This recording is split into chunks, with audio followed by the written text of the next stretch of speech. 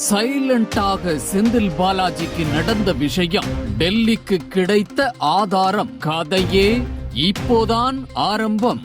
கரூரில் தாவேகா பிரச்சார கூட்டத்தின் போது ஏற்பட்ட கடும் கூட்ட நெரிசலில் சிக்கி 41 பேர் பலியாகினர். இது தொடர்பான வழக்கை சிபிஐ விசாரித்து வருகிறது. இந்த விசாரணைக்காக கடந்த ஜனவரி மாதம் டெல்லிக்கு விஜய் சென்று விசாரணைக்கு ஒத்துழைத்து வந்தார். இந்த நிலையில் இன்று டெல்லிக்கு வரும்படி சிபிஐ விஜய்க்கு சம்மன் அனுப்பியது. ஆனால் விஜயால் வர முடியாது என்று விலக்கு கேட்டார்.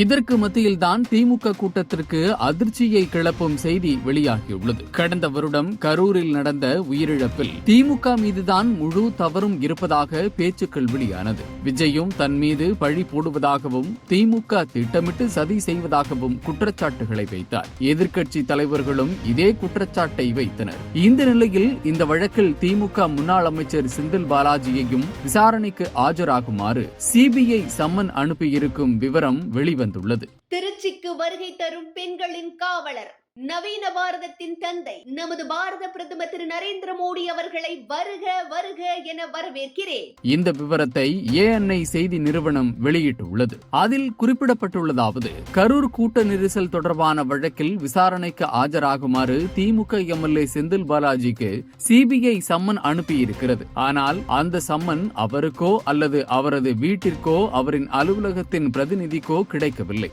சம்மன் அவரின் மின்னஞ்சலுக்கு அனுப்பி வைக்கப்பட்டது.